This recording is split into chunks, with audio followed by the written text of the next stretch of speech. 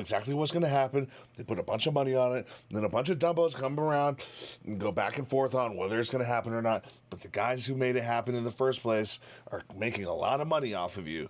Gambling is a litmus test. Like, be careful. Don't do it. It's not worth it. Unless you're, like, playing cards or something and you're having fun. Otherwise, like, dude, stay away from this stuff. It is not okay. There are no regulations. Funny thing is, Polymarket asked to work with more Perfect Union. And they exposed their scam instead. So let's check it out. Boom, boom, boom, boom, boom. Prediction markets. Prediction markets. Prediction markets have exploded. It's so entertaining. Platforms like Polymarket, Kalshi. Polymarket. If you had me saying potato on Polymarket, you just made a ton of money. A few weeks ago, Polymarket reached out to More Perfect Union, wanting to collaborate. Specifically, they wanted us to integrate their odds into our reporting to give you new insights into the issues that we cover. So naturally, before diving into a partnership, we had to do our due diligence and look a little closer at the business model and the big claims that Polymarket's CEO likes to make. The thing that drives me is that there are billions of people who could find value in this. A diverse group of market participants is more accurate than any given expert. It's the most accurate thing we have as mankind right now, until someone else creates some sort of super crystal ball. Kalshi, their biggest competitor, makes similar grand claims. It actually enhances democracy in a way. It increases voter engagement. It's actually the best mechanism to get more truth about who's actually going to win. You might see ads from them about how you'll make rent trading on their platform, or how you can quit your part-time job. Looking at how these companies pitch themselves closely is really important.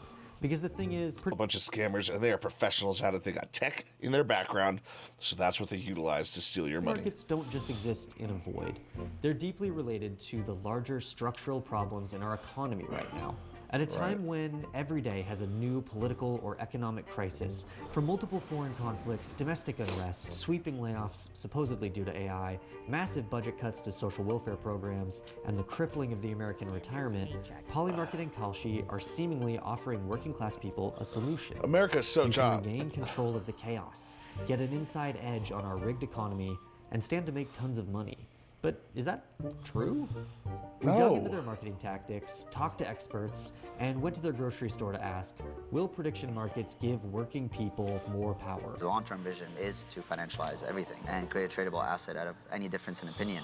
Or by financializing everything, are they recreating the worst aspects of the system they claim to be fighting? It's all corruption-based. Remember that. To get a better idea of what Polymarket is all about, we went to a recent project of theirs that we could get behind. A totally free grocery store in New York City. Do you know about prediction markets? Nah, I don't know nothing about that. I'm familiar with it, but I wouldn't say I know it fully in depth. I've heard some tell about them. They hedge against whether you win or lose. Yeah, I don't actually like that. They're doing good. They're doing good. Like, everything's expensive in New York. It's good to have something like this. So my question is, why is Polymarket trying to impress working class people with these marketing stunts? We'll get back to that later. But to get some basic definitions down, we reached out to an expert. Dustin Gauker is a seasoned journalist, an expert on the gambling industry, and writes a newsletter specifically on prediction markets. So we sat down to talk. Prediction market is where you trade on outcomes of events in the real world, yes or no. Simple as that. Where you can bet on who's going to win an election. Is it Kamala Harris or is it Donald Trump? Who's going to win tonight's basketball game, the Lakers or the Knicks? It is that already exists. Times 1,000, anything that could happen. Will there be more than 12 inches of snow in New York tomorrow? Kalshi, for instance, all contracts are $1. If something is 50-50, you're buying a contract for 50 cents. Somebody is buying the other side of your contract for 50 cents. At the end, one of you gets $1. The idea here is that the current market price is the probability the event will happen. In the final month of the campaign, most pollsters were saying the race was too close to call. Guys, if you're going to do this, just do it with your friends or your family, so at least the money stays within your circle, you know? Like, that's more playful than just gambling online with things that just are out of our control. But that was conventional wisdom. Polymarket relied on the wisdom of crowds and correctly predicted the outcome. In theory, the financial incentives here force people to be honest. If you're wrong, you lose money, so you better be right. This is supposed to be the ultimate filter, signal from noise, the truth machine. With enough people taking part in these bets, with enough liquidity, you get more accuracy. There's no house in this transaction, as prediction market companies are really fond of reminding us. They don't care if you win or lose, unlike sports books. They're just facilitating the transaction. It's But the matching. people making the Sounds bet can almost have friendly, influence but on there's the a catch to all outcome. this. For these markets to be truth machines, to get the most accurate predictions, they actually kind of need insider trading. Take a look at this market, for example. What will happen before the video game Grand Theft Auto Rotten 6 is Slug, I'm released? sorry to hear that. A lot of people know I grew the up with my answer parents to these just questions. screaming at each other all the time. You know, it's over all sorts of shit. I feel like that was with like their way of verifying their love with each other, and it's unfortunate. Sorry you're going through that. You know, try not to listen in. Try not to take it personally, because it's not going to do you any good. I used to sit on the stairs and listen, and it just broke my relationship with my parents overall, you know. Just remember who you are. Peace is the way, no matter what. When you like get in your own relationship with someone, just know that like that is not love. You don't have to act like your parents, you know.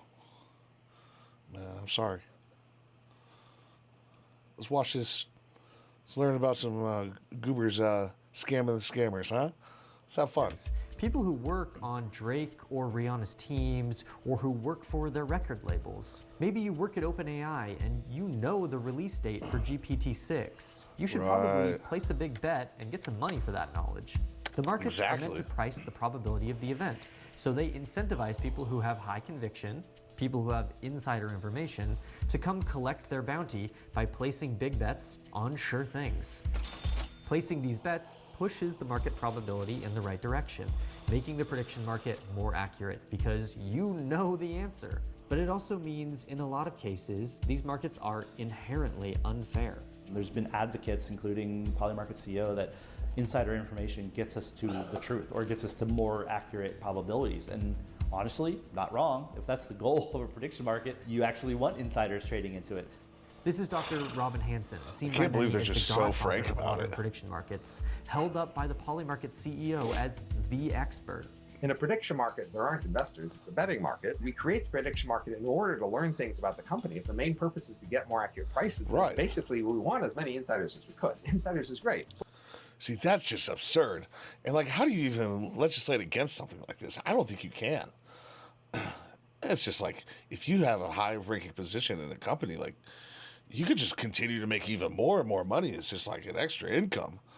Please, insider trading. Basically, It's just not really an police issue for society. prediction markets. Now, prediction markets would respond to this criticism in a few ways. Kalshi says they're rolling out new tools to find insiders. They require... Yeah, finding insiders. Like, the cool thing about this is, like, it eventually shows you, like, how soon a stock is going to move and in which direction. It's really genius that they came up with this, but yeah, you got to bring these people in. ID verification to trade now. Polymarket recently rolled out their own new insider trading rules months later. But the simple fact is they can't possibly police all the traffic that they're getting. The Oscars, Rotten Tomatoes scores for movies, how many streams there will be in Spotify. Like, surveillance will catch a large bet that's abnormal, right? But the whole universe of people who has this information, across all of these markets is in the tens of thousands, hundreds of thousands. Yes, they know who you are, but can they definitively say this is insider trading? Or can somebody who works at Spotify just tell a friend, hey, look, I know who's had the most streams today? How are you going to catch that? And there's another problem here. What even is an insider in the case of a global event? Senator Chris Murphy has had his eyes on prediction market insider trading, so we sat down to talk about it. So when you go on Polymarket or Kalshi, you assume there's some system in place that is assuring that the bet you are making is not rigged. But all of the bets on government action are rigged because somebody in government knows the outcome. Many of the other bets are rigged as well, because there's a handful of very powerful people who know the answer to that question and are pushing the markets in one direction. His stance was that these rigged markets, ones where thousands of people know the outcomes, shouldn't be traded at all. And they might even be able to like pull the market in one direction ever so slightly over a couple days, a couple weeks, and then when it's real cheap, hit it hard on the other side right before something happens. There you go. That's how you make a windfall. And honestly, it's pretty hard to disagree with that. If it's a rigged market, if somebody knows the outcome ahead of time, you can't offer a bet on it. That seems pretty simple. Even defining an insider in this context seems impossible. I mean, what about this guy who sat outside the Super Bowl rehearsals with a listening device so he could time how long the national anthem would be before betting on prediction markets? Is he an insider? I mean, I know he's literally outside of the stadium, but in this case, he had information that the public didn't have. And we can't even solve insider trading in traditional financial markets where people have been trading for decades. Oil traders made millions just hours ahead of an Iran announcement from President Trump in traditional financial markets. Why should we believe that a couple of tech bro startups have solved the problem that no one else could? You know, let's take, for instance, a bet on what I'm going to say in this interview. We're taping it. There's a whole bunch of people in the room right now. They all know what I said. They're going to go out and tell a whole bunch of other people what I said. There's going to be, you know, by the end of today, 100 potential people who can bet on that market knowing they're going to make money. Restricting me and me alone from making that bet is pointless. You should be restricted from making that bet. Everybody in this room should be restricted from making that bet. But that exercise of deciding who has inside information and who doesn't, that's like, it's fruitless. You're never going to be able to track down everybody that heard what I said in this interview. Okay, so setting aside the insider trading mess, here's the real kicker. Prediction markets aren't even as accurate as they advertise. The most interesting example recently is the February jobs report. They forecasted 60,000 jobs would be added in February. Guess what? Job report was down. They weren't even close. They were like a delta of 150,000 jobs. Take a look at this recent study out of Vanderbilt University that looked at prediction markets in the 2024 election. While 93% of predicted markets correctly predicted outcomes better than chance, accuracy fell to 78% on Kalshi and 67% on Polymarket. So the Polymarket CEO was on 60 Minutes taking a victory lap, and the markets on his platform were barely better than a coin flip. So these markets aren't all that accurate, and the core of the business model depends on insiders to help finding the truth. But some people are incredibly accurate. Here, and more importantly, who's losing? If history has taught us anything, it's not to root against the underdog. Kalshi! Where your voice becomes a position. These are deeply uncertain economic times, so it's tempting to turn to platforms like prediction markets as a way to get ahead. For a lot of young people, it can feel like prediction markets are offering a means of success when the traditional paths have been denied to them. Dude, it's just absurd how many people I know, as soon as they're able to gamble, it's just like their favorite thing to do. Like, you got to be real careful when you're young. Why do that? Take that money, save that money, buy something that's going to be worth more. That's ridiculous. You can see that idea constantly in how these companies describe it's a their tax markets. on the poor. These are investments, they're event contracts, used for hedging risk.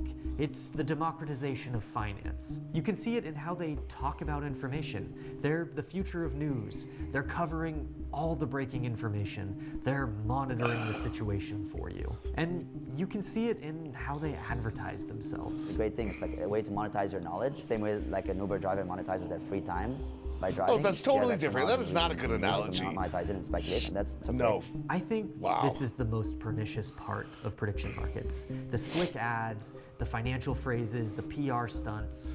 Gambling is not the same as like utilizing your free time in a side hustle. Something that would equate to that is like using your free time to start a business, start a shop online, something of that nature. Get on YouTube, get on Twitch, get on Kick, start streaming. Just that would equate to it, not gambling. Advantage of your economic anxieties. But hey, you know what? Some people will get paid for this. How many people exactly? Well, one analysis showed that 0.04% of traders were capturing nearly 70% of the profits. Exactly. Doesn't exactly sound like the democratization of finance as we know it. In traditional For the other gambling, those people would be banned. 99.96%, It's the same thing every day. I end up winning 4 or 5 bets, and then once I build my value, I make one bet that changes it all back to the beginning. I have lost like $25,000 on sports betting. How do I fix this? Long story short, I had an unexpected financial emergency, and I'm really short rent money and really desperate. Does anyone have a low money, under $20 high payoff bet with a strong chance bet I can tail? Thanks. I started pretty irresponsibly, and so here I am at minus 14K. But I'm confident if I stay disciplined, I'll make it out. This is shockingly common. That's the fallacy of the mind.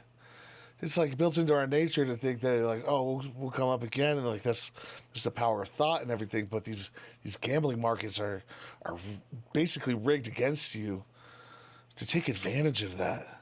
How to, if people come trade specific event, how to get them to trade on other events, and how do we cross-sell them, and how do they basically come back, and how do we make sure that they stay engaged. These people are donating liquidity, adding money to the markets for insiders and professionals to collect their bounty. Because this is so no matter how much they use the term investment, it turns out they're mostly being used to gamble. It is so people can gamble on things, whether it's sports. And again, mostly it's sports, at least in the U.S. How much of it is sports? 85 to 90% right now.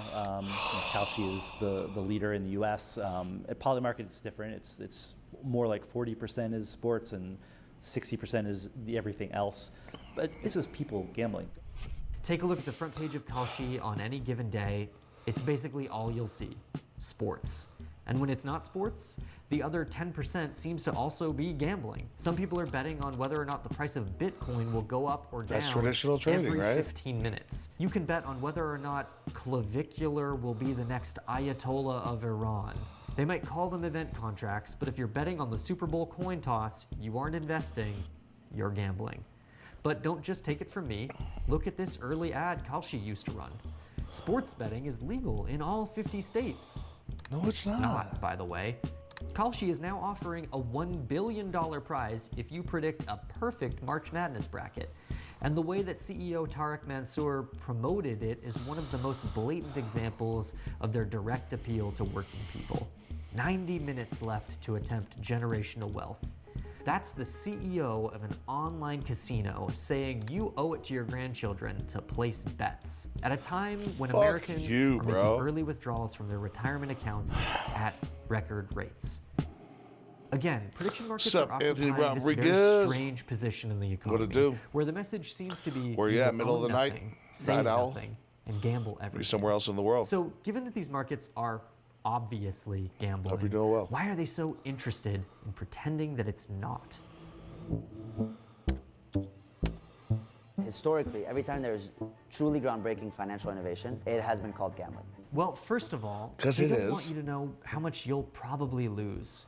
One report from a Citizens Bank analyst showed that prediction market traders actually lost more than they would have on traditional sports books in the first 3 months. And for this story, I talked to prediction market traders, journalists, experts on gambling and public health, and here's what I heard from all of these people consistently.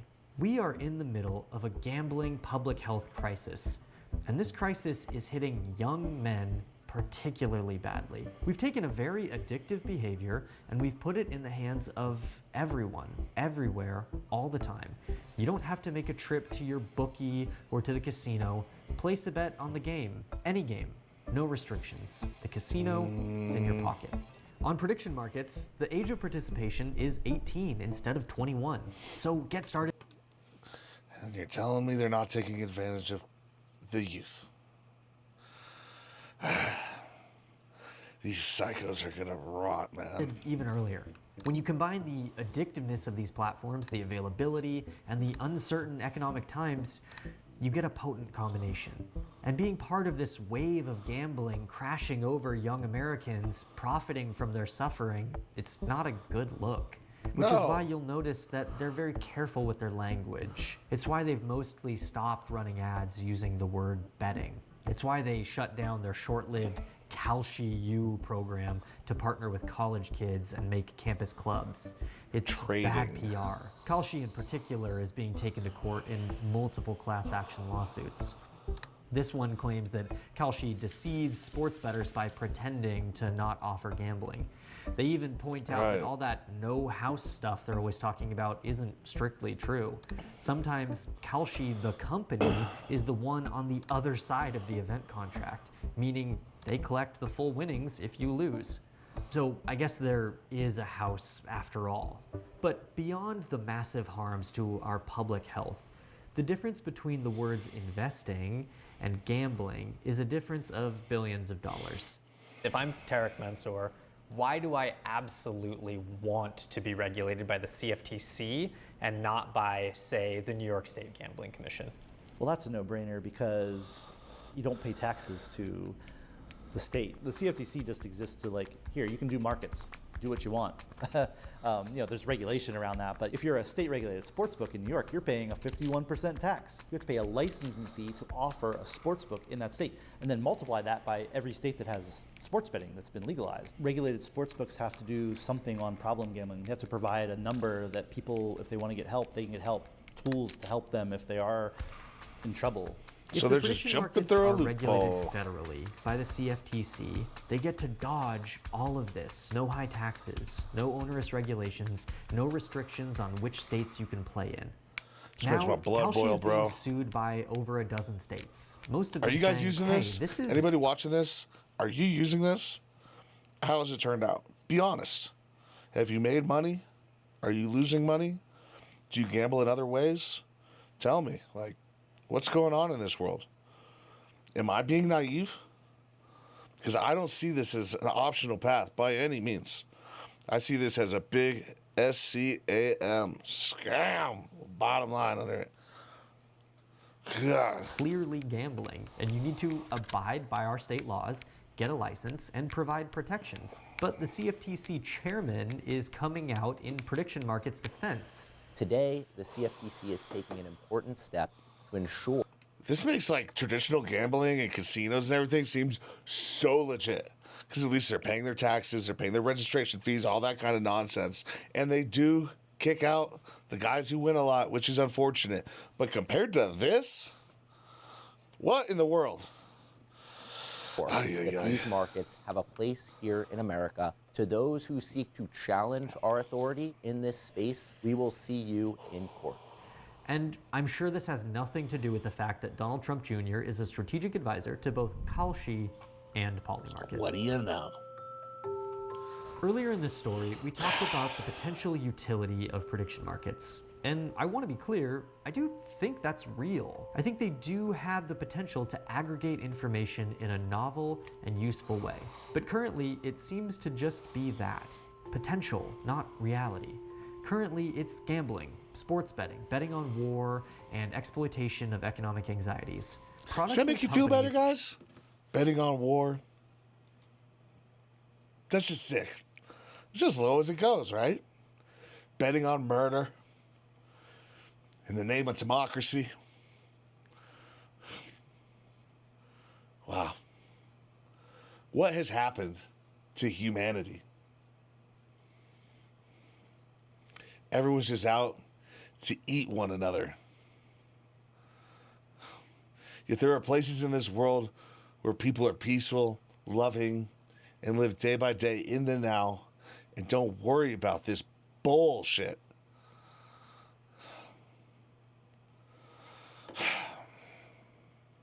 Should be evaluated on what they do the majority of the time, not what their potential is. So let me put it to you this way. Imagine I've made a machine with a big red button. When you press the button, 9 times out of 10, this machine punches you directly in the face. 1 out of 10 times, it feeds you a cookie. Have I made a nice cookie machine? Or is this just a machine that punches you in the face?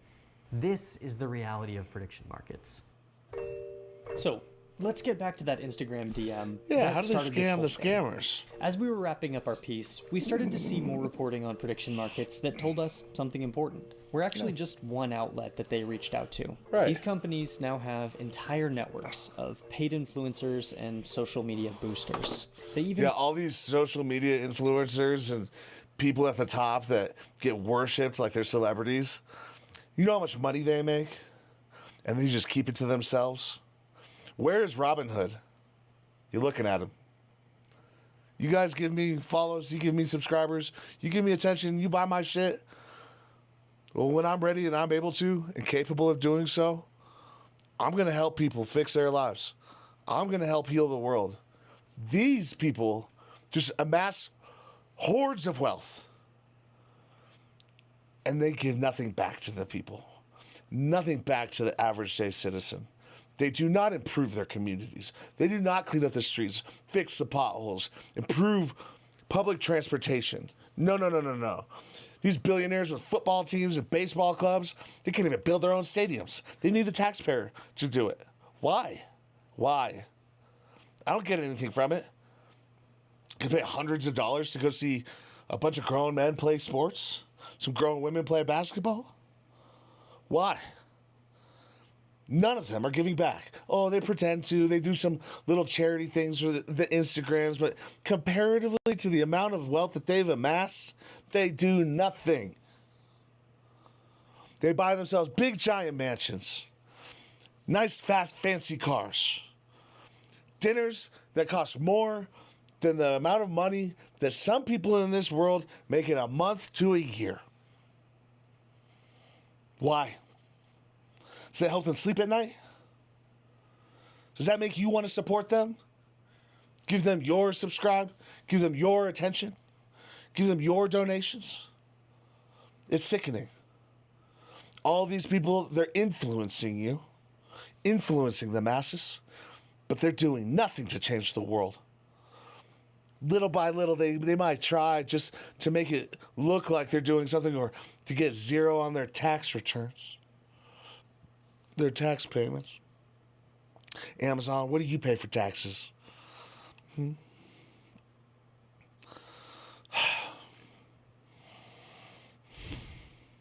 This world is full of sick people. It's about time the people, billions of us, stand up and do something. If we all come together and we move as one, because we are one, change will happen. If we had billions of Robin Hoods out there ready to rock and roll, do you know what would happen? Yeah. Freedom. Peace. We are peace builders around here.